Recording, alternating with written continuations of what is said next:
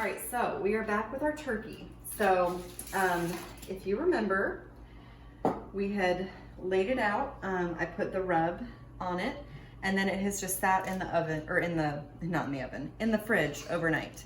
And so it has locked in some moisture. There was a bunch of drippings on the bottom of the pan, so I set the rack off to the side and I washed the pan, and then I put some foil on it so that it will make the pan a lot easier to clean. So we're not rinsing the rub off or anything. We're just gonna take some oil. We've got our oven preheated to 425.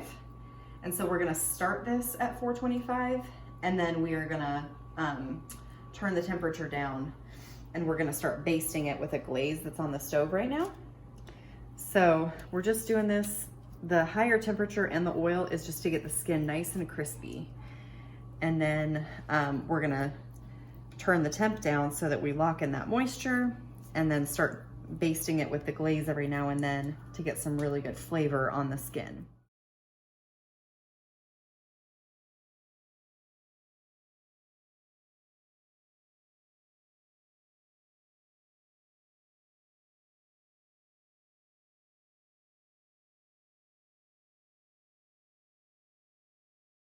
Right, so we are gonna put this in the oven.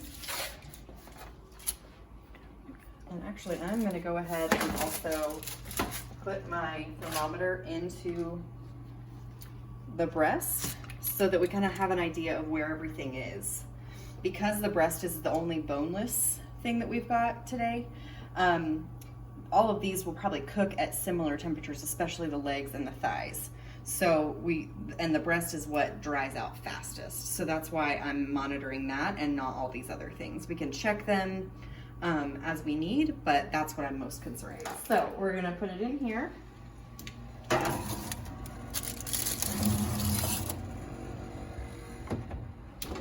And we are gonna set the timer for about 20 minutes, and then we will turn it down. What we've got going here is our glaze.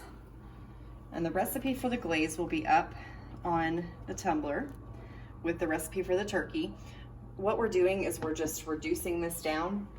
We want it to get a little bit thicker, and then we're gonna remove the big chunks of things, and we're just gonna baste the turkey with that glaze about every 20 minutes or so, just to keep it nice and moist. So we will come back when we're ready to baste that, and we have turned the temperature down. So we've got our turkey here, and it's been baking for about 20 minutes, and we've turned the temperature down. And so then we are just gonna baste it with our glaze. I strained all the bits out of the glaze.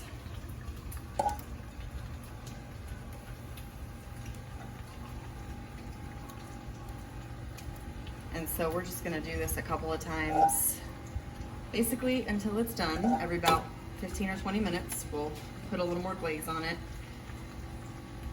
And then we'll do it one more time. If we have any glaze left, we'll do it one more time when it comes out of the oven so it can kind of cool on the turkey.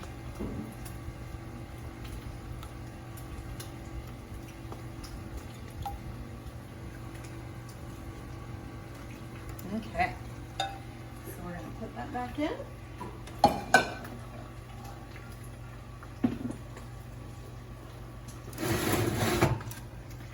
And we'll set the timer for about 20 minutes.